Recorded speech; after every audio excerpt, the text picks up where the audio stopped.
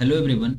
ये question JEE 2019 में आया हुआ है। इसमें बोला है consider the Bohr model of an electron atom where the electron move around the nucleus in the following list one nth orbit का पूछ रहा है, मतलब नंबर ऑफ इलेक्ट्रॉन। ठीक है, फर्स्ट क्या बोला है, रेडियस ऑफ nth ऑर्बिट। तो फॉर्मूला सिर्फ इसमें लर्न होना चाहिए, बाकी बात आंसर तो इजी सा है।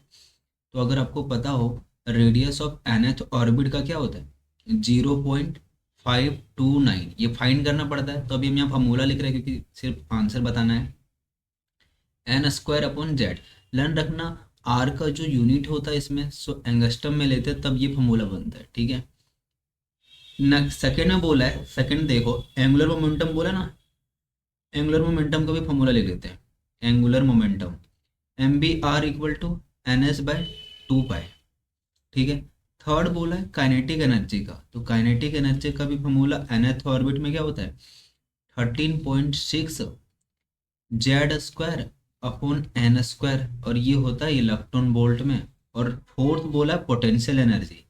तो पोटेंशियल एनर्जी का सिर्फ माइनस लगता है और इसका डबल होता है। 6 2 12, 12 का 2, 13, 26, 27 पॉइंट समथिंग आता है। ठीक है, और ये सेम रहता है Z square upon N square electron volt.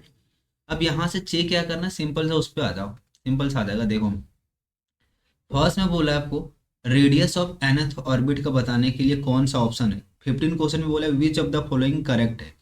तो हम यहीं से चेक कर लेते हैं। इसमें बोला है रेडियस का, तो देखो जो भी ये रेडियस है, ये रेडियस n मतलब नंबर ऑफ इलेक्ट्रॉन पे किस तरह डिपेंड है, डायरेक्टली। तो चेक कर लेते हैं कौन सा डायरेक्टली है। तो डायरेक्टली देखो टी में है, radius of nth orbit directly proportional है, तो टी होगा। तो फर्स्ट का टी आंसर लिख लेते हैं हम, टी। सेकेंड बोला है angular momentum, angular momentum of electron. तो देखो एंगुलर मोमेंटम ये है, इसमें एन किस तरह है डायरेक्टली प्रोपोर्शनल सिर्फ एन का। तो एन के पावर 1 मतलब, तो देखो इसका इसका लिख लेते हैं सेकेंड का, सेकेंड का एन के पावर 1 मतलब एस। तो इसका एस आ गया। अब थर्ड बोला काइनेटिक एनर्जी, काइनेटिक एनर्जी का। तो काइनेटिक एनर्जी का फॉर्मूला ये लर्न होना चाहिए। तो इसमें एन स्क्वायर किस तरह है इन्वर्सली प्रोपोर्शनल। तो चेक कर लो इन्वर्सली प्रोपोर्शनल को, तो ये भी तो लिखते हैं एन के पावर -2। तो ये पी है, मतलब थर्ड का पी है। और फोर्थ का पोटेंशियल एनर्जी का, पोटेंशियल एनर्जी भी सेम है एन स्क्वायर है, तो इसका भी हो गया पी। अब आंसर चेक कर लेते हैं। 15 में बोल रहा है which of the following option has the correct combination of list one और लिस्ट टू। तो कौन सा करेक्ट है, फर्स्ट में बोला है 1 का पी, तो 1 का पी ऑप्शन इसका है नहीं, तो ये नहीं है। सेकेंड बोला आई का टी, तो देखो फर्स्ट मतलब फर्स्ट का टी बोला ना, हाँ तो ये सही है इसका, बाकी बात सब गलत है। चेक कर लेते हैं। सेकेंड का क्यू बोला है नहीं, सेकेंड का एस है। सेकेंड का आर बोला है नहीं, एस है, तो गलत है। 16 क्वेश्चन पे आता है, तो 15 का क्या हो जाएगा बी आंसर होगा। 16 का आते हैं which of the following option has the correct combination. इसमें भी पूछा कौन सा करेक्ट सही है। इसमें सबसे पहले बोला है थर्ड का, तो थर्ड का क्या है अभी आंसर लिखें पी। तो थर्ड का पी, तो यही सही है।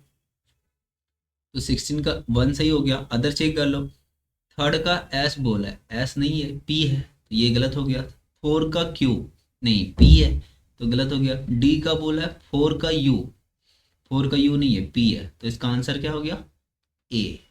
तो दिस इज करेक्ट। ये देखो ई जैसा क्वेश्चन है जेई में 2020-25 में भी आ सकता है। तो थैंक यू एवरीवन।